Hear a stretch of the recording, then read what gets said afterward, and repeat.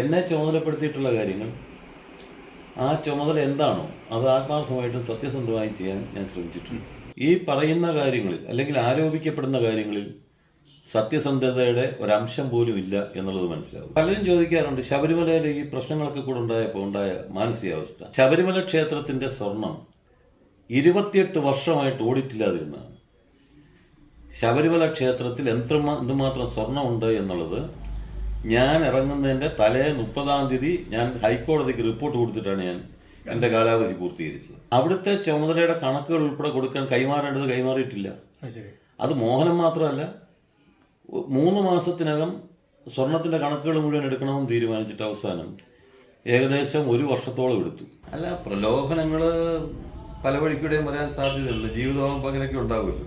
ചത്ത് കിടക്കുമ്പോൾ ആരും എന്നെ മറ്റൊന്നും പറയാതെയും ആ കൊടി തന്നെ, ആദ്യം പിടിച്ച കൊടി തന്നെ പുതച്ചുകൊണ്ട് കിടക്കണമെന്നുള്ളൊരു ആഗ്രഹം മനസ്സിലുണ്ടാവുമല്ലോ സ്വാഭാവികമായിട്ട്. അതങ്ങനെ തന്നെ ഉണ്ടാവും. അപ്പോൾ പത്മകുമാർ ഇങ്ങനെ ശബരിമലയായിട്ട് ബന്ധപ്പെട്ട് നിൽക്കുന്നു. ഇപ്പോൾ ഒരു ഓഫർ കൊടുത്തു, അവൻ രാഷ്ട്രീയക്കാരനല്ലേ. ഞാനങ്ങനെ കണ്ടിടത്തൊക്കെ പോയി കിട്ടുന്നതൊക്കെ വായിക്കാൻ നടക്കുന്ന ആളല്ലല്ലോ. എല്ലാവരും പറയുന്നത് അങ്ങനെയാണ്, കാരണം ഇതൊരു മുൾക്കിരീടമായിരുന്നു, അങ്ങനെ പേരുദോഷം കിട്ടും. ഞാൻ അങ്ങനെ ചിന്തിക്കുന്ന ആളല്ല. ഇപ്പം ഞാനിപ്പോൾ നമ്മുടെ ഈ ടീപ്പോയുടെ മുകളിൽ 1 കിലോ സ്വർണ്ണം എടുത്തു വെക്കുക. ആ 1 കിലോ സ്വർണം നമ്മളൊരു സ്വർണം പണിയുന്ന ഒരാളിനെ കാണിച്ചാൽ അത് പണിഞ്ഞ് കടയിലൊക്കെ വെച്ച് കൊടുത്തു കഴിഞ്ഞാൽ എത്ര രൂപ ലാഭം കിട്ടും എന്ന് അദ്ദേഹം ആലോചിക്കും. ഒരു സ്ത്രീയെ കാണിച്ചാലോ ഇതുകൊണ്ട് എന്തുമാത്രം ആഭരണം ഉണ്ടാക്കിയിടാൻ കഴിയുമെന്ന് ആലോചിക്കും. ഇത് തന്നെ ഒരു കള്ളനെ കാണിച്ചാലോ ഇതെങ്ങനെ അടിച്ചു മാറ്റാൻ പറ്റുമെന്ന് ആലോചിക്കും. അപ്പൊ സ്വർണത്തിന് വ്യത്യാസമില്ല. എനിക്ക് ടെൻഷനൊക്കെ ഉണ്ടായിട്ടുണ്ട്. കാരണം എങ്ങനെയായി തീരും ശബരിമലയിലെ ഒരു പ്രശ്നം. സുപ്രീം കോടതി വിധിയാണ്. മറ്റൊരു തീരുമാനം ഉണ്ടാകുന്നതുവരെ യഥാർത്ഥത്തിൽ ദേവസ്വം ബോർഡ് സാവകാശ ഹർജി കൊടുക്കാനാണ് തീരുമാനിച്ചത്. അങ്ങനെയാണെങ്കിൽ ആ കേസ് സുപ്രീം കോടതി കേസ് കൊടുത്തവരല്ലേ ആദ്യം പിടിക്കേണ്ടത്, അവരല്ലേ ആദ്യം മറുപടി പറയേണ്ടത്. അവര് കൊടുത്ത കേസിനകത്ത് വിധി വന്നതിനെ പറ്റിയാണല്ലോ ഇവിടെ പലർക്കും തർക്കം. പത്മകുമാർ, അതായത് ആറന്മുള നിയോജക മണ്ഡലത്തിലെ ആറന്മുളയിലെ ജനങ്ങൾ പപ്പൻ എന്ന് വിളിക്കുന്ന പത്മകുമാറിനൊപ്പമാണ് ഞാനിപ്പോൾ ഉള്ളത്. ദേവസ്വം ബോർഡ് പ്രസിഡന്റ് ആയിരുന്നു, കോന്നിയിലെ MLA ആയിരുന്നു, അതേപോലെ തന്നെ തിരുവാറന്മുള പള്ളിയോടത്തിന്റെ സംഘത്തിന്റെ പ്രസിഡന്റ് ആയിരുന്നു. ശബരിമലയിലെ ധാരാളം വിഷയങ്ങൾ ഉയർന്നു വന്നപ്പോൾ ആ ഒരു മുൾക്കിരീടം പോലെ ഈ ദേവസ്വം ബോർഡ് പ്രസിഡന്റ് സ്ഥാനം ഏറ്റുവാങ്ങി അതിന്റെ ദുരിതങ്ങൾ അനുഭവിച്ചിട്ടുള്ള അതുമൂലം അദ്ദേഹത്തിന് ധാരാളം ഭവിഷ്യത്തുകൾ ഉണ്ടായ ആളാണ് നമ്മുടെ പത്മകുമാർ. നമുക്ക് അദ്ദേഹത്തോട് നടന്ന സംഭവത്തെ കുറിച്ച് ചോദിക്കാം. നമസ്കാരം ചേട്ടാ. ദേവസ്വം ബോർഡ് പ്രസിഡന്റ് ആയിരുന്നു. ഇപ്പൊ ഈ നിലകളിലൊക്കെ പ്രവർത്തിച്ച അങ്ങക്ക് ഏറ്റവും കൂടുതൽ മനസ്സിന് സമാധാനം കിട്ടിയത്, അല്ലെങ്കിൽ ഏറ്റവും കൂടുതൽ സന്തോഷം തോന്നിയത്, എന്തെങ്കിലും ചെയ്തു എന്ന് തോന്നിയത് ഏത് അവസരത്തിലായിരുന്നു? MLA ആയിരുന്നപ്പോഴാണോ അതോ ദേവസ്വം ബോർഡ് പ്രസിഡന്റ് ആയിരുന്നപ്പോഴാണോ? ഇതില് ഇപ്പൊ നമ്മള് പൊതുരംഗത്ത് പ്രവർത്തിക്കുമ്പോൾ ആ പൊതുപ്രവർത്തനത്തിനിടയ്ക്ക് ഉണ്ടാകാവുന്ന ചില ചുമതലകളാണ്. അതിലിപ്പോൾ എന്നെ പോലുള്ളവരെ സംബന്ധിച്ച് ഞങ്ങൾ ഒരു വ്യവസ്ഥയ്ക്ക് വേണ്ടി പ്രവർത്തിക്കുന്നവരാണ്, അല്ലാതെ ഏതെങ്കിലും ഒരു സ്ഥാനത്തിന് വേണ്ടി പ്രവർത്തിക്കുന്നവരല്ല. ഞാൻ വളരെ ചെറുപ്പത്തിൽ തന്നെ ഇടതുപക്ഷ പ്രസ്ഥാനങ്ങളുമായിട്ട് ബന്ധപ്പെട്ട് കോളേജ് വിദ്യാഭ്യാസ കാലത്ത് തന്നെ, അല്ലെങ്കിൽ സ്കൂൾ വിദ്യാഭ്യാസം കഴിഞ്ഞപ്പോൾ തന്നെ കമ്മ്യൂണിസ്റ്റ് പാർട്ടിയായിട്ട് ബന്ധപ്പെട്ട പ്രവർത്തനങ്ങളിൽ ഏർപ്പെട്ട ആളാണ്. അപ്പോൾ എന്നെ സംബന്ധിച്ച് ഞാനൊരു ഏതെങ്കിലും ഒരു സ്ഥാനം എന്നുള്ളതല്ല. ഞാനിപ്പോൾ SFIയുടെ യൂണിറ്റിന്റെ ഭാരവാഹിയായിട്ട് 50 വർഷം ആവുകയാണ്. ഏത് ക്ലാസ്സിൽ പഠിക്കുമ്പോൾ ആദ്യമായിട്ട്? ഞാൻ ഫസ്റ്റ് പ്രീ ഡിഗ്രിക്ക് പഠിക്കുമ്പോൾ ആലപ്പുഴ SD കോളേജിലെ യൂണിറ്റിന്റെ ജോയിന്റ് സെക്രട്ടറി ആയിട്ട് തിരഞ്ഞെടുത്തത് 73 ജൂൺ മാസത്തിലാണ്. 24ാമത്തെ വയസ്സിൽ ഞാൻ പാർട്ടി ഏരിയ കമ്മിറ്റിയുടെ സെക്രട്ടറിയായി. ഇടതുപക്ഷ ജനാധിപത്യ മുന്നണിയുടെ സ്ഥാനാർത്ഥിയായിട്ട് കോന്നിയിൽ മത്സരിക്കണം എന്ന് തീരുമാനിച്ചു. മത്സരിച്ച് ജയിച്ചു. പാർട്ടി പറഞ്ഞു ദേവസ്വം ബോർഡിന്റെ പ്രസിഡന്റ് ആവണമെന്ന് പറഞ്ഞു. ദേവസ്വം ബോർഡിന്റെ പ്രസിഡന്റായി. അതിനിടയ്ക്ക് ആറന്മുള സർവീസ് സഹകരണ ബാങ്കിന്റെ പ്രസിഡന്റായി, പള്ളിയോട സേവാ സംഘത്തിന്റെ ഭാരവാഹിയായി. അങ്ങനെ വിവിധ മേഖലകളിൽ പ്രവർത്തിക്കുമ്പോൾ സ്വാഭാവികമായിട്ട് ഇവിടെ ആറന്മുളയുടെ സാംസ്കാരിക പാരമ്പര്യത്തിന്റെ അടിസ്ഥാനത്തിൽ ഇവിടെ വള്ളംകളിയാണ് ഏറ്റവും പ്രധാനപ്പെട്ട കാര്യം. നമ്മുടെയൊക്കെ കുടുംബ ബന്ധങ്ങളും കുടുംബത്തിന്റെ അവകാശങ്ങളും ഒക്കെ വെച്ചിട്ടുള്ള കാര്യങ്ങളാണ്. അത് പള്ളിയുടെ സേവാ സംഘവുമായി ബന്ധപ്പെട്ട പ്രവർത്തനത്തിൽ ഏർപ്പെടും. ഏത് പ്രവർത്തനങ്ങൾ ഏറ്റെടുക്കാൻ പാർട്ടി ചുമതലപ്പെടുത്തുന്നത് സന്തോഷത്തോടു കൂടി ഏറ്റെടുക്കുക എന്നുള്ളതാണ്. അത് ഞാൻ കാണുന്ന ഒറ്റ കാര്യവും. ഈ കാലഘട്ടത്തിനിടയ്ക്ക് എന്നെ ചുമതലപ്പെടുത്തിയിട്ടുള്ള കാര്യങ്ങൾ, ആ ചുമതല എന്താണോ അത് ആത്മാർത്ഥമായിട്ടും സത്യസന്ധമായും ചെയ്യാൻ ഞാൻ ശ്രമിച്ചിട്ടുണ്ട്. MLA ആയിരുന്നപ്പോൾ ജനപ്രതിനിധി എന്നുള്ള നിലയ്ക്ക് ആ മണ്ഡലത്തിലെ പ്രശ്നങ്ങളും ഇന്ത്യൻ കേരള രാഷ്ട്രീയങ്ങളുമായിട്ട് ബന്ധപ്പെട്ട പ്രശ്നങ്ങളും നമ്മളിവിടെ കൈകാര്യം ചെയ്തിട്ടുണ്ട്. അതിലും ഈ പറഞ്ഞ പോലെ എൻ്റെ പ്രവർത്തനത്തെ ഇടതുപക്ഷ ജനാധിപത്യ മുന്നണിക്കോ കമ്മ്യൂണിസ്റ്റ് പാർട്ടിക്കോ അനുഗുണമായി ഉപയോഗിക്കാൻ ആ എം എൽ എയുടെ പ്രവർത്തനം എന്നുള്ളതിലേക്ക് ഞാൻ ശ്രമിച്ചിട്ടുണ്ട്. അതിൽ കുറേ വിജയിച്ചിട്ടുണ്ടെന്നാണ് എൻ്റെ വിശ്വാസം. ദേവസ്വം ബോർഡിൻ്റെ പ്രസിഡൻ്റായപ്പോൾ പാർട്ടി തീരുമാനിച്ചു, എന്നെ ചുമതലപ്പെടുത്തി. അതിനടിസ്ഥാനമായിട്ടുള്ളത് ഇപ്പോൾ ദേവസ്വം ബോർഡുമായിട്ടുള്ള കഴിഞ്ഞകാല ബന്ധമാണെന്ന് തന്നെയാണ് എൻ്റെ വിശ്വാസം. അതുപോലെ ശബരിമലയുമായിട്ടും ആറന്മുള ക്ഷേത്രവുമായിട്ട് ഞങ്ങളുടെ രണ്ട് കുടുംബത്തിനും, അമ്മയുടെ കുടുംബത്തിന് ശബരിമലയുമായിട്ടും അച്ഛൻ്റെ കുടുംബത്തിന് ആറന്മുള ക്ഷേത്രവുമായിട്ടുള്ള ബന്ധം, ഞാൻ കമ്മ്യൂണിസ്റ്റ് പാർട്ടിയിൽ നിൽക്കുമ്പോഴും അല്ലെങ്കിൽ കമ്മ്യൂണിസ്റ്റ് പാർട്ടിയിൽ വരുമ്പോഴും ഈ അവകാശാധികാരങ്ങളും അല്ലെങ്കിൽ ഈ പ്രത്യേകതകളും ഉള്ളപ്പോൾ തന്നെയാണ് ഞാൻ കമ്മ്യൂണിസ്റ്റ് പാർട്ടിയിൽ ചേർന്നിട്ട്. നമുക്ക് ഇവിടെ നിലനിൽക്കുന്ന ഓരോ കാര്യങ്ങളും ഓരോ സാഹചര്യങ്ങളും, ആ കാര്യങ്ങളും സാഹചര്യങ്ങളും വസ്തുതാപരമായി പരിശോധിച്ചാൽ ഈ പറയുന്ന കാര്യങ്ങളിൽ അല്ലെങ്കിൽ ആരോപിക്കപ്പെടുന്ന കാര്യങ്ങളിൽ സത്യസന്ധതയുടെ ഒരംശം പോലും ഇല്ല എന്നുള്ളത് മനസ്സിലാവും. ഇപ്പോൾ തന്നെ ക്ഷേത്രസങ്കല്പത്തെ സംബന്ധിച്ച്, അതല്ലെങ്കിൽ ഇപ്പോൾ ശബരിമലയെ സംബന്ധിച്ച് ഇപ്പോൾ അടുത്ത കാലത്തുണ്ടായ പ്രശ്നം അതാണല്ലോ. യഥാർത്ഥത്തിൽ സ്ത്രീകളെ പ്രവേശിപ്പിക്കണമെന്ന് പറഞ്ഞ് സുപ്രീം കോടതിയിൽ കമ്മ്യൂണിസ്റ്റ് പാർട്ടി കേസ് കൊടുത്തിട്ടുണ്ടോ? ഇല്ല, ഒരിക്കലുമില്ല. എന്നാൽ അതിന് ആ കേസുമായി മുമ്പോട്ട് പോയതാരാ? വ്യക്തമായിട്ട് RSSൻ്റെ പ്രവർത്തകരായിട്ടുള്ള ഒരു സെറ്റ് ആളുകളാണല്ലോ അത് കൊടുത്തത്. എല്ലാവർക്കും അറിയാവുന്ന കാര്യമാണ്. RSSൻ്റെ അഖിലേന്ത്യാ നേതൃത്വം ശബരിമലയിൽ സ്ത്രീകൾ കയറുന്നതിനെതിരല്ല. അല്ലെങ്കിൽ ഇത് ആദ്യം ഈ പ്രശ്നം വന്നപ്പോൾ എന്താ കമ്മ്യൂണിസ്റ്റ് പാർട്ടി തീരുമാനിച്ചത്, ഗവൺമെൻറ് തീരുമാനിച്ചത്? അവിടെ എന്താണോ തൽസ്ഥിതി അത് തുടരുക, വിശ്വാസികളുടെ താല്പര്യങ്ങൾ അങ്ങനെ തന്നെ പോട്ടെ, ഇതാണ് അന്ന് എടുത്ത നിലപാട്. അപ്പം അവിടെ ഇപ്പം ആരും പോകേണ്ടതില്ല, സ്ത്രീകൾ പോകേണ്ടതില്ല എന്ന് അന്ന് തീരുമാനിച്ചു. പോകേണ്ടതില്ല എന്ന് ഇടതുപക്ഷ ജനാധിപത്യ മുന്നണിയുടെ ഗവൺമെൻറ് തീരുമാനിച്ചു. ഇപ്പം സുപ്രീം കോടതി വിധി വന്നു, പിന്നെ സ്ത്രീകൾ ഉൾപ്പെടെയുള്ളവർക്ക് കയറാനുള്ള അധികാരം കൊടുക്കണം. അപ്പോൾ 15 അവിടെ വേർകൃത്യം നടക്കുന്നു, 15 വയസ്സിനും 50 വയസ്സിനും ഇടയ്ക്കുള്ള. ഇത് വന്നപ്പം ഒരു ഭരണഘടനാ സ്ഥാപനം എന്നുള്ള നിലയ്ക്ക്, അല്ലെങ്കിൽ കേരളത്തിൻ്റെ മുഖ്യമന്ത്രി എന്നുള്ള നിലയ്ക്ക് ആ സുപ്രീം കോടതി വിധി നടപ്പിലാക്കാൻ ബാധ്യസ്ഥമാണ്.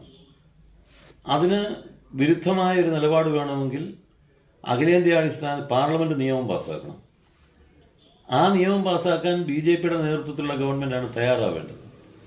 പക്ഷേ അത് ചെയ്യാതെ ഇവിടെ സമരവുമായിട്ട് മുമ്പോട്ട് പോകുന്ന രീതിയാണ് പ്രതിപക്ഷ പ്രസ്ഥാനങ്ങൾ സ്വീകരിച്ചത്. പലരും ചോദിക്കാറുണ്ട്, ശബരിമലയിൽ ഈ പ്രശ്നങ്ങളൊക്കെ കൂടെ ഉണ്ടായപ്പോൾ ഉണ്ടായ മാനസികാവസ്ഥ. അവിടെ ഒന്നും നടന്നിട്ടില്ല, എല്ലാം നടന്നിട്ടുണ്ട്. ഞാനൊരു അഭിമാനത്തോടു കൂടി ഞാൻ പറയാം, ആരോട് വേണമെങ്കിൽ ചോദിക്കാം, ഏത് കാലഘട്ടത്തെ അപേക്ഷിച്ചും ഏറ്റവും കൂടുതൽ വികസന പ്രവർത്തനം നടത്താൻ കഴിഞ്ഞ കാലം അതുതന്നെയാണ്. ജീവനക്കാരുമായി ഒരു തർക്കവുമില്ലാതെ, ഒരു സമരമില്ലാതെ മുമ്പോട്ട് കൊണ്ടുപോയത് എൻ്റെ 2 വർഷക്കാലമാണ്. ജീവനക്കാരുടെ പ്രശ്നം തീർക്കാനായിട്ട് സർവീസ് മാറ്റേഴ്സ് കംപ്ലീറ്റ് കൈകാര്യം ചെയ്ത് തീർത്ത എൻ്റെ കാലത്താണ്. ശബരിമല ക്ഷേത്രത്തിൻ്റെ സ്വർണം 28 വർഷമായിട്ട് ഓഡിറ്റില്ലാതിരുന്നതാണ്. ശബരിമല ക്ഷേത്രത്തിൽ എന്തുമാത്രം സ്വർണ്ണമുണ്ട് എന്നുള്ളത് ഞാൻ ഇറങ്ങുന്നതിൻ്റെ തലേ 30-ാം തീയതി ഞാൻ ഹൈക്കോടതിക്ക് റിപ്പോർട്ട് കൊടുത്തിട്ടാണ് ഞാൻ എൻ്റെ കാലാവധി പൂർത്തീകരിച്ചത്. അപ്പോൾ അതൊരു അങ്ങനെ ഒരു ഓഡിറ്റ് നടന്നപ്പോൾ മിസ്സിംഗ് വല്ലതും ഒന്നും ഉണ്ടായില്ല. എന്താ രസം എന്ന് വെച്ചാൽ, ഈ നമ്മൾ ഇപ്പോൾ ശബരിമല ക്ഷേത്രവുമായി ബന്ധപ്പെട്ട് ഒരുപാട് കിട്ടിയിട്ടുള്ള സ്വർണ്ണങ്ങളൊക്കെ ഉണ്ട്. ഈ സ്വർണ്ണങ്ങളെ സംബന്ധിച്ച് ഞാൻ എൻ്റെ ശ്രദ്ധയിൽ വരുന്നത്, ഒരു മോഹൻ എന്ന് പറയുന്ന ഒരു ഉദ്യോഗസ്ഥൻ റിട്ടയർ ചെയ്തു. അയാൾ റിട്ടയർ ചെയ്തിട്ട് അയാൾക്കുള്ള ആനുകൂല്യങ്ങൾ കിട്ടിയില്ല. അയാൾ കോടതിയിൽ പോയി. കോടതി പറഞ്ഞു അത് കൊടുക്കുന്നതിനെ പറ്റി. ഞാൻ ആ ഫയൽ നോക്കുമ്പോൾ എന്താണെന്ന് വെച്ച് കഴിഞ്ഞാൽ, അദ്ദേഹം ശബരിമലയിലെ ഉദ്യോഗസ്ഥനായിരുന്ന് അവിടുന്ന് ചുമതല മാറുമ്പോൾ അവിടുത്തെ ചുമതലയുടെ കണക്കുകൾ ഉൾപ്പെടെ കൊടുക്കാൻ കൈമാറേണ്ടത് കൈമാറിയിട്ടില്ല. അത് മോഹനം മാത്രമല്ല, ആരും അങ്ങനെ നോക്കാറില്ല, ഒപ്പിടാറില്ല എന്നൊക്കെയുള്ള ഒരു രീതി പണ്ടുണ്ടായിരുന്നു. അപ്പം ഞാൻ പറഞ്ഞ ഏതായാലും ഒരു കാര്യം, നമ്മളിത് നോക്കുമ്പോൾ എന്താ സ്ഥിതി, അതിൻ്റെ റെക്കോർഡുകൾ ഉൾപ്പെടെ സ്കാൻ ചെയ്തെടുക്കേണ്ടി വന്നു. 3 മാസത്തിനകം സ്വർണത്തിൻ്റെ കണക്കുകൾ മുഴുവൻ എടുക്കണമെന്ന് തീരുമാനിച്ചിട്ട് അവസാനം ഏകദേശം 1 വർഷത്തോളം എടുത്തു. അതൊരു ഭാഗം. ശബരിമലയ്ക്കുള്ളത് 94 ഏക്കർ സ്ഥലമാണ്. വനം വകുപ്പ് പല പ്രാവശ്യമായിട്ട് തന്നിട്ടുള്ള പെർമിസീവ് സാങ്ഷൻ ഉൾപ്പെടെ, ആ പെർമിസീവ് സാങ്ഷൻ എന്ന് പറയുമ്പോൾ എൻ്റെ അച്ഛനവിടെ കോൺട്രാക്ടറൊക്കെ ആയിരുന്ന ആളാണ്. ആ കാലഘട്ടത്തിൽ നമുക്ക് കിട്ടിയ 7 ഏക്കർ ചില്ലുവാന സ്ഥലം, അതുൾപ്പെടെയുള്ളത് ഞാൻ പ്രസിഡൻ്റായിട്ട് ഇരുന്ന് നോക്കുമ്പോൾ ആ കണക്കിനകത്തില്ല. പക്ഷേ നമ്മുടെ കൈവശമുണ്ട് ആ സ്ഥലം. രേഖയില്ല, അവർ അംഗീകരിക്കുന്നില്ല. പക്ഷെ രേഖയുണ്ട്, വനം വകുപ്പുകാർ അംഗീകരിക്കുന്നില്ല. അപ്പോൾ ബഹുമാനപ്പെട്ട ഒരു അഡ്വക്കേറ്റായിട്ടുള്ള ശ്രീ ASP കുറുപ്പുണ്ട്.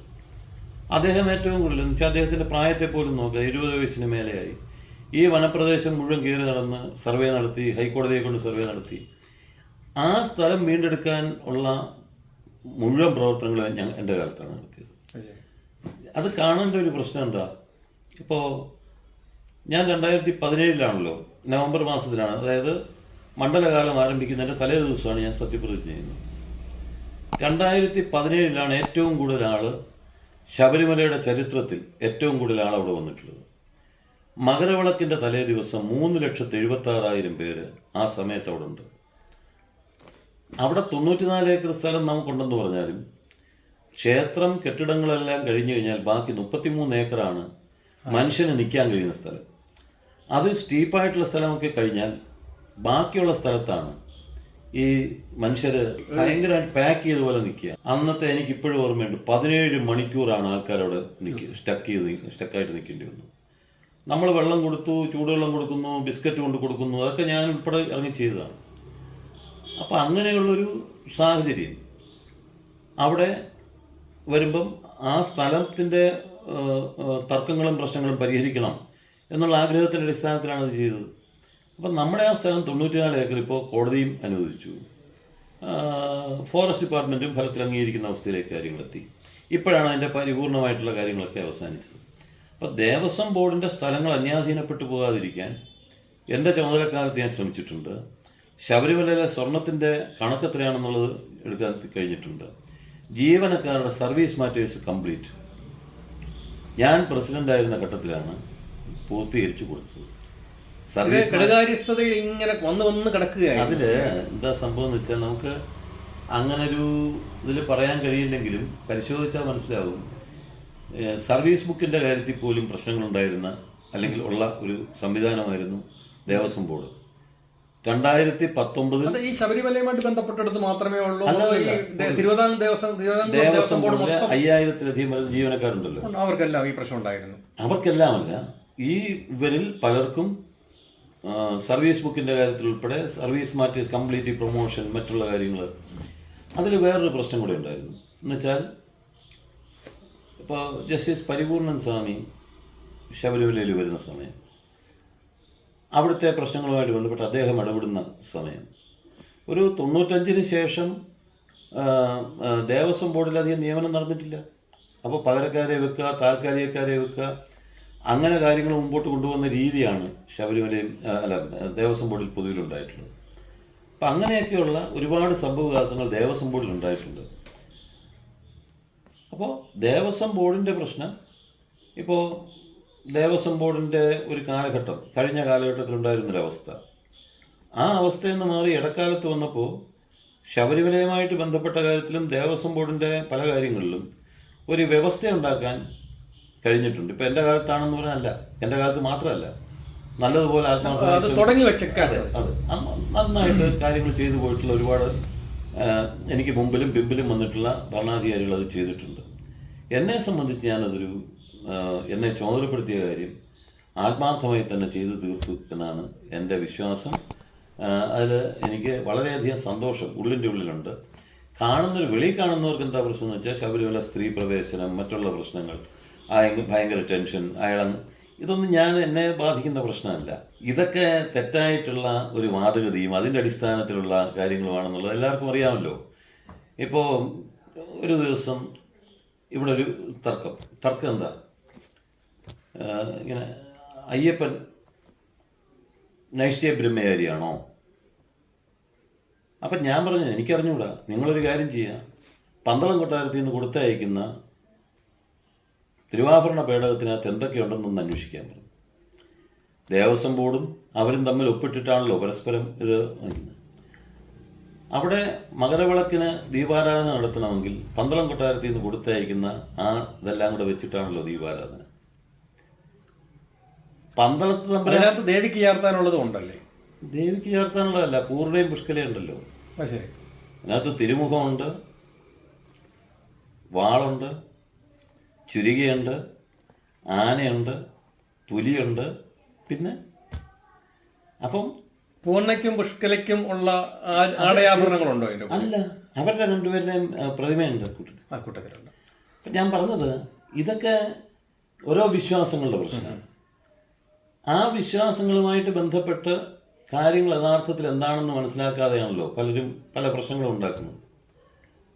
ഇപ്പോൾ അവിടെ പിന്നെ കഴിഞ്ഞ കാലത്തുണ്ടായിരുന്നൊരവസ്ഥ, ആ അവസ്ഥയിൽ നിന്ന് മാറി ശബരിമല ഇപ്പം അവിടുത്തെ വികസന പ്രവർത്തനങ്ങൾ യഥാർത്ഥത്തിൽ അവിടെ ഈ കെട്ടിടങ്ങൾ തന്നെ നിർമ്മിച്ചു കൂട്ടുന്നതിനോട് എനിക്ക് യോജിപ്പില്ല. ഞാനവിടെ വളരെ ചെറുപ്പം മുതലേ ജീവിച്ച ആളാണ്. എനിക്കൊരു 1 വയസ്സാകുമ്പോൾ തന്നെ, അതിന് മുമ്പ് തന്നെ അവിടെ അച്ഛൻ ബിസിനസ്സുമായി ബന്ധപ്പെട്ട് അവിടെ പോകുമ്പോൾ ഒരു വർഷത്തിലൊരു 2-3 മാസമെങ്കിലും ഞാനവിടെ കാണും. അത് ഒരു 10-25-26 വയസ്സ് വരെ ഞാൻ അവിടെ തന്നെ ഉണ്ടായിരുന്ന ആളാണ്. അപ്പം ശബരിമലയുമായിട്ട് ബന്ധപ്പെട്ട അവകാശങ്ങളോ അല്ലെങ്കിൽ പണ്ടത്തെ കാര്യങ്ങളോ മാത്രമല്ല, എൻ്റെ ജീവിതത്തിൽ ഒരു പ്രധാനപ്പെട്ട കാലത്തോളം 25 വയസ്സ് വരെ അവിടെ തന്നെ അവിടുത്തെ കാര്യങ്ങളുമായിട്ട് ജീവിച്ച ആളാണ്. അതിനു മുമ്പുള്ളത് എന്താ, എൻ്റെ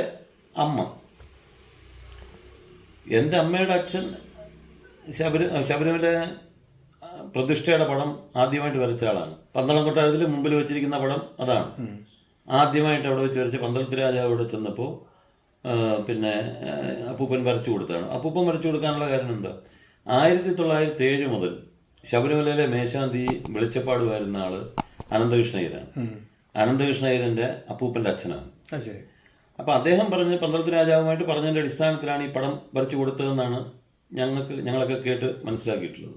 1902 ശബരിമലയിലെ തന്ത്രത്തിന്റെ ചുമതല അല്ലെങ്കിൽ തന്ത്രിമാരായിട്ട് താഴവമ്പടം തിരുവേനിമാർ വരുന്നത്.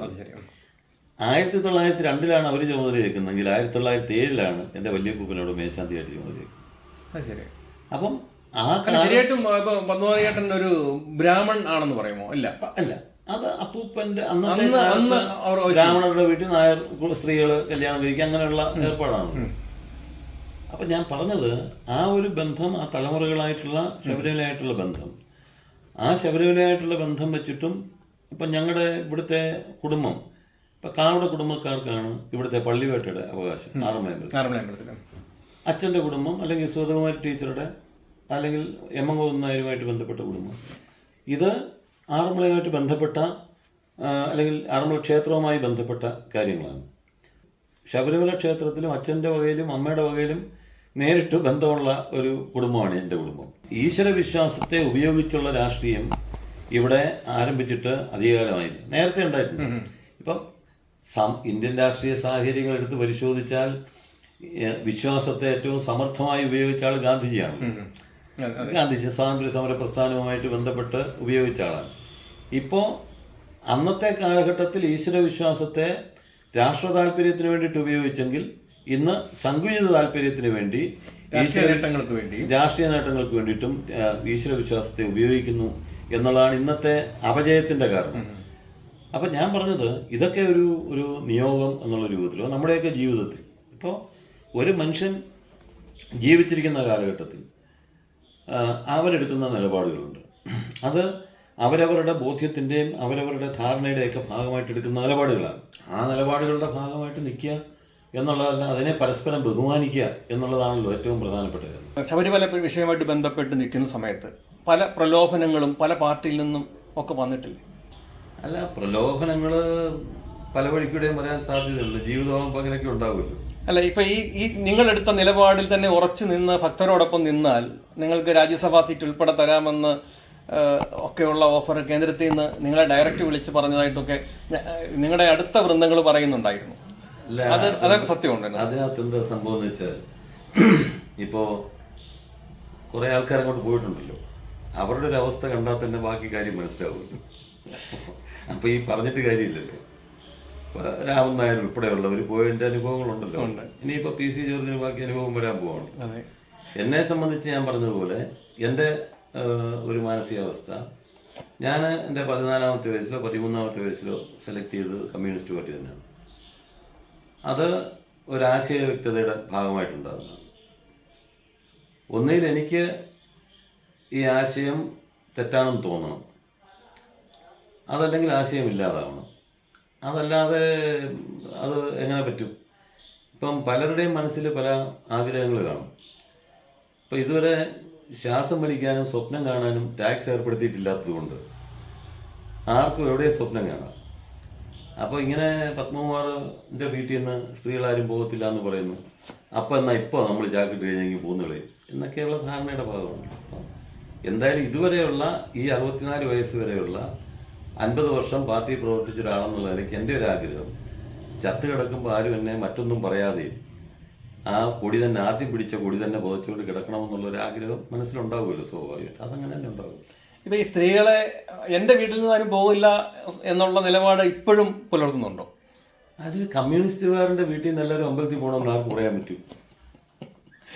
ഒരു കമ്മ്യൂണിസ്റ്റ് പാർട്ടി പ്രവർത്തകൻ്റെ വീട്ടിൽ നിന്ന് ഇപ്പോൾ ഭൗതികവാദം അടിസ്ഥാനപരമായി അംഗീകരിച്ച ഒരാളുടെ വീട്ടിൽ നിന്ന് ഇങ്ങനെ ശബരിമലയ്ക്ക് പോകണോ അമ്പലങ്ങളിൽ പോകണോ എന്ന് വാദിക്കാൻ ഒക്കത്തില്ല. അങ്ങനെയുണ്ടല്ലോ, അങ്ങനെ ഒരു വാദഗതി ഉണ്ടല്ലോ. അങ്ങനെ ഒരു വാദഗതിയുണ്ട്.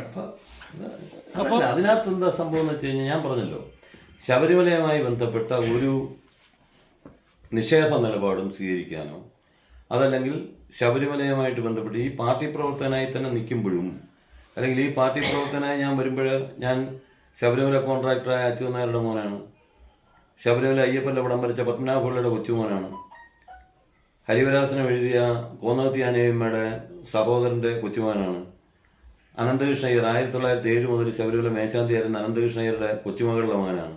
ഇതൊക്കെ ആയിരിക്കുമ്പോൾ തന്നെ ഞാൻ കമ്മ്യൂണിസ്റ്റ് പാർട്ടി ചേർന്നു. അപ്പോൾ അതുകൊണ്ട് എനിക്കതിനെ സംബന്ധിച്ചൊരു ക്രൈസിസോ മറ്റു കാര്യങ്ങളോ ഇല്ല. അതിനെ സംബന്ധിച്ച് അങ്ങനെ ഒരു ധാരണയില്ല. നമ്മൾ നമ്മുടെ രാഷ്ട്രീയ പ്രവർത്തനത്തിൻ്റെ ഭാഗമായി ഒട്ടേറെ പ്രവർത്തനങ്ങളുണ്ടാവാം, ചിലപ്പോൾ ചില വ്യതിയാനങ്ങളുണ്ടാവാം, ചിലപ്പോൾ പ്രവർത്തിച്ച് വരുന്നതിനിടയ്ക്ക് തന്നെ ചിലപ്പോൾ മനസ്സുകൊണ്ട് ചിലപ്പോൾ പ്രയാസങ്ങളുണ്ട്. ഇതൊക്കെ ഒരു മനുഷ്യ ജീവിതത്തിൽ ഉണ്ടാകാവുന്ന ചില പ്രശ്നങ്ങളാണ്. ഇപ്പോൾ ആറന്മുള സമരം നടക്കുന്ന ഘട്ടത്തിലാണ് ഫിലിപ്പോസ് തോമസ് നമ്മളുമായിട്ട് സഹകരിച്ച് പ്രവർത്തിക്കാൻ തുടങ്ങുന്നത്. ഞാൻ ശ്രദ്ധിച്ചപ്പം ഫിലിപ്പോസ് തോമസ് സാറിൻ്റെ ഇടപെടൽ സാമ്പത്തിക മേഖലയിലും പ്രകൃതി പ്രശ്നങ്ങളിലും ഇടതുപക്ഷത്തോട് അനുകൂലിക്കുന്ന രീതിയാണ്. പക്ഷേ AICC മെമ്പറാണ്. അദ്ദേഹമായിട്ട് സംസാരിച്ചപ്പോൾ അദ്ദേഹം പറഞ്ഞു, ഞാൻ ഇന്ന് രാത്രി ഒന്ന് പ്രാർത്ഥന കഴിഞ്ഞിട്ട് പത്മകുമാറിനെ രാവിലെ വിളിക്കാം. പിറ്റേ ദിവസം രാവിലെ എന്നെ വിളിച്ചിട്ട് പറഞ്ഞു, വൈകിട്ട് നമുക്ക് പിണറായി സാറിനെ കാണാമെന്ന് പറഞ്ഞു. ഞങ്ങൾ പോയി അദ്ദേഹത്തെ കണ്ടു. കണ്ടേച്ച് അദ്ദേഹം CPM-ൻ്റെ ഭാഗമായിട്ട് മാറി. എന്ന് ഞാൻ പറഞ്ഞത്, ഈ മനുഷ്യൻ്റെ മനസ്സിലുണ്ടാകുന്ന വൈരുദ്ധ്യങ്ങളോ ചില പ്രശ്നങ്ങളോ സംഘർഷങ്ങളോ ഒക്കെ ഉണ്ടാവാം. അപ്പോൾ ഇതെല്ലാം കാണും. ഞാൻ മുമ്പേ അതിന് മറുപടി പറഞ്ഞു. അപ്പോൾ പത്മകുമാർ ഇങ്ങനെ ശബരിമലയായിട്ട് ബന്ധപ്പെട്ട് നിൽക്കുന്നു. ഇപ്പോൾ ഒരു ഓഫർ കൊടുത്തു, അവൻ രാഷ്ട്രീയക്കാരനല്ലേ. ഞാനങ്ങനെ കണ്ടിടത്തൊക്കെ പോയി കിട്ടുന്നതൊക്കെ വായിക്കാൻ നടക്കുന്ന ആളല്ലല്ലോ. അപ്പോൾ എന്താ സംഭവം എന്ന് വെച്ച് കഴിഞ്ഞാൽ, ഇങ്ങനെയുള്ള പല പ്രശ്നങ്ങൾ വരും. അപ്പം നമ്മുടെ ജീവിതത്തിലുണ്ടായിട്ടുള്ള രാഷ്ട്രീയ പ്രവർത്തനത്തിലുണ്ടായിട്ടുള്ള ഓരോ പ്രശ്നങ്ങളിൽ അതങ്ങനെയാണോ ഇങ്ങനെയാണോ ചോദിച്ചു കഴിഞ്ഞാൽ അത് അവർക്കൊരു മോശം ഉണ്ടാക്കാനോ അല്ലെ എനിക്കൊരു മോശം ഉണ്ടാക്കാനോ ഉപയോഗിച്ചാൽ ശരിയാവത്തില്ലല്ലോ. രാഷ്ട്രീയ കാര്യങ്ങളിൽ പല കാര്യങ്ങളും ചർച്ച ചെയ്യപ്പെടും. അതെല്ലാം നമുക്ക് വിശദമാക്കാൻ പറ്റുന്നതല്ലല്ലോ. സ്ത്രീ പ്രവേശനവുമായിട്ട് ബന്ധപ്പെട്ട് നമ്മൾ സംസാരിക്കുമ്പോൾ അപ്പോൾ നമ്മുടെ സർക്കാർ എടുത്തിരിക്കുന്ന ഒരു ശക്തമായ നിലപാട്, സ്ത്രീപക്ഷ നിലപാട് എന്ന് പറയുന്ന ഒരു നിലപാട് അവരെടുക്കുകയും അതേസമയത്ത് തന്നെ ദേവസ്വം ബോർഡ് പ്രസിഡന്റായിരുന്ന അങ്ങ് ഒരു മൃദു സമീപനം ആണ് അപ്പോൾ സ്വീകരിച്ചിരുന്നത്. ഭക്തരോടൊരു ഇത് ചെയ്തിരുന്നു. അപ്പോൾ ഈ ഭക്തരുടെ സർക്കാരിൽ നിന്നുള്ള ഒരു സമ്മർദ്ദം, ഭക്തരുടെ ഒരു ശകാര വർഷങ്ങൾ, അതുകൂടാതെ ഒരു ചില പ്രലോഭനങ്ങളുമായിട്ട് ചില രാഷ്ട്രീയ പാർട്ടികൾ എത്തിപ്പെടുന്നു.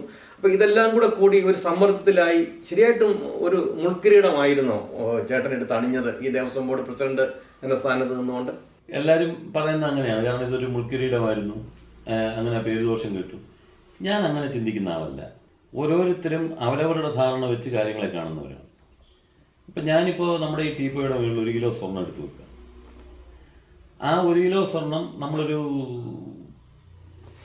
സ്വർണം പണിയുന്ന ഒരാളിനെ കാണിച്ചാൽ അത് പണിഞ്ഞ് കടയിലൊക്കെ വെച്ച് കൊടുത്തു കഴിഞ്ഞാൽ എത്ര രൂപ ലാഭം കിട്ടും എന്ന് അദ്ദേഹം ആലോചിക്കും.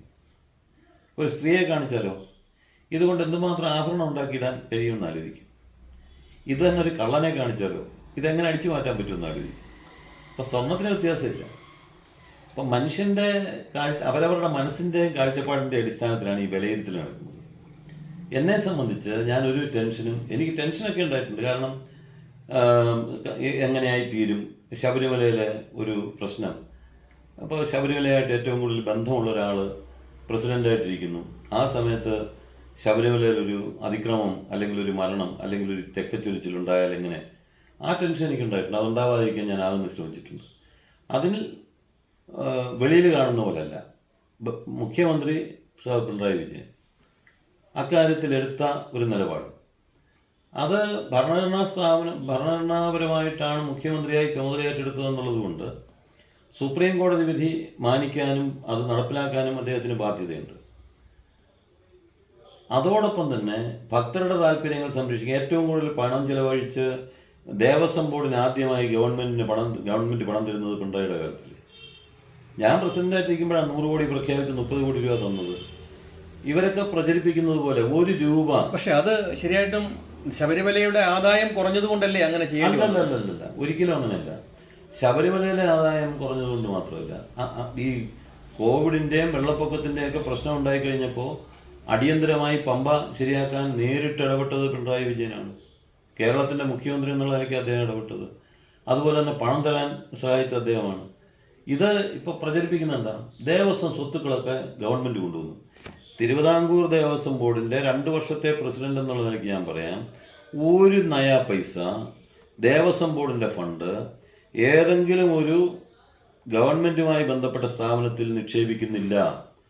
യൂണിയൻ ബാങ്കോ ധനലക്ഷ്മി ബാങ്കോ സിൻഡിക്കേറ്റ് ബാങ്കോ, ഈ ബാങ്കുകളിലല്ലാതെ മറ്റൊരു ബാങ്കിലും 1 പൈസ ഡെപ്പോസിറ്റ് ചെയ്തിട്ടില്ല, ചെയ്യേണ്ട കാര്യമില്ല. പക്ഷെ പ്രചരിപ്പിക്കുന്ന എന്താ, നിങ്ങൾ സ്വാമി ശരണം എഴുതിയിട്ടാൽ മതി. അതിപ്പോൾ കാണുന്നുണ്ടല്ലോ. കാരണം ഞാനൊരു പ്രസ്ഥാനത്തിൻ്റെ ഭാഗമായി നിൽക്കുകയാണെങ്കിൽ ഞാനൊന്നും ചെയ്യണ്ട, എനിക്കെല്ലാം അംഗീകാരവും കിട്ടും. ഇവിടെ ഇപ്പോൾ നിരവധിയായിട്ടുള്ള പ്രശ്നങ്ങൾ എടുത്തു നോക്കാം. ക്ഷേത്രങ്ങളിൽ പൈസ ഇടണ്ട.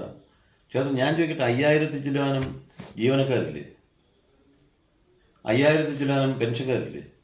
10-12,000 വരുന്ന പെൻഷൻകാരും ജീവനക്കാരുമായിട്ടുള്ള ദേവസ്വം ബോർഡിലെ ആൾക്കാർക്ക് കഞ്ഞി കുടിക്കണമെന്നുള്ളത് ചിന്തിക്കണ്ടേ?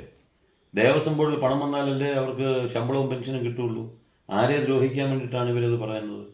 അതേ സമയത്ത് ഈ ശബരിമല വിഷയത്തിൽ ഉണ്ടാകുന്ന കോടതി വിധിയുടെ അതേ സമയത്ത് തന്നെ പള്ളിയെ സംബന്ധിച്ച് ഒരു കോടതി വിധിയും വന്നിരുന്നു. പക്ഷെ പള്ളിയെ സംബന്ധിച്ചുള്ള കോടതി വിധി തിരിഞ്ഞു നോക്കാതിരിക്കുകയും ഈ അമ്പലത്തിനെ സംബന്ധിച്ചുള്ള കോടതി വിധി അത് കർക്കശമായി നടപ്പാക്കണം എന്ന ദൃഢനിശ്ചയത്തോടെ ഇറങ്ങിത്തിരിക്കുകയും ചെയ്തു എന്ന് ഒരു ആരോപണം അന്ന് ഉയർന്നു വന്നിരുന്നു. അതിനെക്കുറിച്ച് എന്താ പറയാനുള്ളത്? ഇല്ല, അതല്ല പ്രശ്നം. അതിനകത്ത് അങ്ങനെ നടപ്പിലാക്കാൻ ശ്രമിച്ചതല്ലോ. അവിടെ ഉണ്ടായിട്ടുള്ള പ്രശ്നങ്ങളുമായി ബന്ധപ്പെട്ട് സുപ്രീം കോടതിയുടെ വിധി, എത്രയോ കാലമായിട്ട് കേസ് പറഞ്ഞ ഞാൻ അതുകൊണ്ടാണ് പറഞ്ഞത്, ഇടതുപക്ഷ ജനാധിപത്യ മുന്നണി ഭരിക്കുമ്പോൾ തന്നെയാണല്ലോ ആദ്യത്തെ വിധി വന്നത്. ആ സുപ്രീം കോടതിയുടെ വിധി നടപ്പിലാക്കാൻ അന്നത്തെ LDF ഗവൺമെന്റ് ശ്രമിച്ചു. ഇപ്പോൾ വന്നപ്പോൾ LDF ഗവൺമെന്റ് പറഞ്ഞു സുപ്രീം കോടതി വിധിയാണ്, മറ്റൊരു തീരുമാനം ഉണ്ടാകുന്നതുവരെ. യഥാർത്ഥത്തിൽ ദേവസ്വം ബോർഡ് സാവകാശ ഹർജി കൊടുക്കാനാണ് തീരുമാനിച്ചത്. എന്താ കാരണം? അവിടെ സ്ത്രീകൾ വരുന്നതിനെ സംബന്ധിച്ച് അവിടുത്തെ ഒരു അവസ്ഥ, ഈ പറഞ്ഞ പോലെ സ്ഥലപരിമിതി ഉൾപ്പെടെയുള്ള കാര്യങ്ങളും കാനന ക്ഷേത്രം എന്നുള്ള നിലയ്ക്കുള്ള പ്രശ്നങ്ങൾ, ഇതെല്ലാം കൂടെ പരിഗണിച്ചുകൊണ്ടുള്ള തീരുമാനം മാത്രമേ നമ്മൾ എടുത്തിട്ടുള്ളൂ. അല്ലാതെ ആരോപിക്കപ്പെടുന്നത് പോലെ അല്ലെങ്കിൽ രാഷ്ട്രീയ നേട്ടങ്ങൾക്ക് വേണ്ടിയിട്ട് ഉപയോഗിക്കുന്നത് പോലെ അവിടെ LDF ഗവൺമെന്റ് ആരും ഒന്നും ചെയ്തിട്ടില്ല. അങ്ങനെയാണെങ്കിൽ ആ കേസ് സുപ്രീം കോടതി കേസ് കൊടുത്തവരല്ലേ ആദ്യം പിടിക്കേണ്ടത്, അവരല്ലേ ആദ്യം മറുപടി പറയേണ്ടത്. അവർ കൊടുത്ത കേസിനകത്ത് വിധി വന്നതിനെ പറ്റിയാണല്ലോ ഇവിടെ പലർക്കും തർക്കം. അപ്പോൾ ആ വിധി വരുന്നതിന് മുമ്പ് കേസ് കൊടുത്തതിനെ പറ്റി എന്താ പറയാത്തത്? അപ്പം കേസ് കൊടുത്തതിനെ പറ്റി പരിശോധിക്കുന്നില്ല, അവസാനത്തെ വിധിയെ സംബന്ധിച്ച്. പിന്നെ ഇതിനകത്തൊക്കെ ഒരു പ്രശ്നം എന്താ, ഇപ്പം ശബരിമല ക്ഷേത്രം, ആ ശബരിമല ക്ഷേത്രത്തിന് അതിൻ്റേതായിട്ടുള്ള പ്രത്യേകതകളുണ്ട്. ആ പ്രത്യേകതകൾ ഇപ്പം ഞാൻ പറഞ്ഞു, ഒരു ഉദാഹരണം കാനന ക്ഷേത്രമാണ്. അനാവശ്യമായിട്ട് അവിടെ കെട്ടിടങ്ങൾ പണി പാടില്ല. ഇപ്പോൾ അവിടെ കോൺക്രീറ്റ് കെട്ടിടങ്ങൾ തന്നെ കെട്ടി നിറച്ചു വെച്ചിരിക്കുകയാണ്.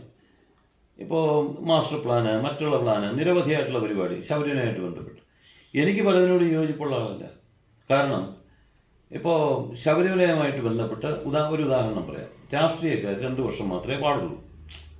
അത് ഏത് രാഷ്ട്രീയം ആയിക്കോട്ടെ, ഇപ്പോൾ BJP, പിന്നെ 2 ആക്കി, കോൺഗ്രസ് ആയിക്കോട്ടെ, CPM ആയിക്കോട്ടെ, ഏത് പാർട്ടി ആയിക്കോട്ടെ, അപ്പം എന്താ സംഭവം എന്ന് വെച്ച് കഴിഞ്ഞാൽ ഇങ്ങനെ 2 വർഷം മാത്രമേ പാടുള്ളൂ. ഇവിടെ തന്ത്രിമാരും മറ്റുള്ളവരും അവരുടെ അവകാശപ്പെട്ട കാര്യങ്ങളാണ്, അങ്ങനെ നിൽക്കുന്നു. പക്ഷെ അല്ലാതുള്ള ചുമതലക്കാർ എത്രയോ വർഷമായി അവിടെ നിൽക്കുന്നവരുണ്ട്. ഉദ്യോഗസ്ഥരായിട്ടും മറ്റ് ചുമതലക്കാരായിട്ടും വന്ന് നിൽക്കുന്നവർ എത്രയോ കാലമായിട്ട് അവിടെ നിൽക്കുന്നുണ്ട്.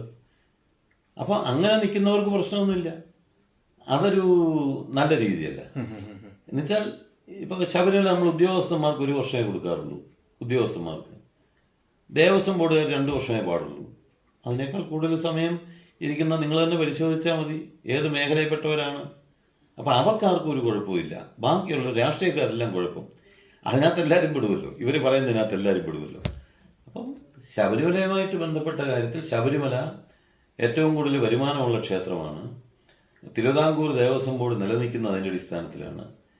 എന്ത് രാഷ്ട്രീയത്തിൻ്റെ പേരിലാണെങ്കിലും ഈ ക്ഷേത്രങ്ങളെ തകർക്കാൻ, ക്ഷേത്രങ്ങളുടെ വരുമാനങ്ങൾ ഇല്ലാതാക്കാൻ, ആ ക്ഷേത്രങ്ങളുടെ വരുമാനങ്ങൾ ഇല്ലാതായി ജീവനക്കാരെല്ലാം പിരിച്ചുവിട്ട് ഇത് സമൂഹത്തിൻ്റെ കയ്യിലോട്ട് കൊടുത്ത് അങ്ങനെ എത്രയോ ക്ഷേത്രങ്ങൾ ഇപ്പൊ വർഷാനുവർഷമായിട്ട് അതിന് കോടാനുകോടി രൂപ ഈ ശബരിമല ശബരിമലയിലേക്ക് വന്നു ചേരുന്നുണ്ട്. അപ്പൊ ശരിയായിട്ടും ഇതിനനുസരിച്ച് ഒരു വലിയ എമൗണ്ട് ആണ് വർഷാനുവർഷമായിട്ട് വന്നുകൊണ്ടിരിക്കുന്നത്. അപ്പൊ അതനുസരിച്ചുള്ള വികസന പ്രവർത്തനങ്ങൾ ശരിയായിട്ടും നടക്കുന്നുണ്ടോ? ശരിയായിട്ടും ഇപ്പം ശബരിമലയിൽ ഒരു 300 കോടി 350 കോടി രൂപ ആണല്ലോ ഒരു വർഷം വരിക. തിരുവിതാംകൂറിലെ മറ്റു ക്ഷേത്രങ്ങൾക്ക് അങ്ങനെ വരുമാനമില്ല. ഈ ജീവനക്കാരുടെ ശമ്പളം, അതുപോലെ തന്നെ പെൻഷൻ, ക്ഷേത്രങ്ങളുടെ അറ്റകുറ്റപ്പണികളും വികസന പ്രവർത്തനങ്ങളും, ഈ കാര്യങ്ങളെല്ലാം ഇതിൽ നിന്നാണ് നടക്കേണ്ടത്. പിന്നെ നമുക്കൊരു കരുതൽ ധനമുണ്ട്. അത് എത്രയെന്ന് ഞാനിപ്പോൾ പറയുന്നില്ല. പക്ഷേ നമ്മുടെ തിരുവിതാംകൂർ ദേവസ്വം ബോർഡിൻ്റെ ക്ഷേത്രങ്ങളുടെ നിലനിൽപ്പിന് എന്തെങ്കിലും ദോഷമുണ്ടായാൽ അത് പരിഹരിക്കാനുള്ള കരുതൽ ധനം ദേവസ്വം ബോർഡിൻ്റെ കയ്യിലുണ്ട്.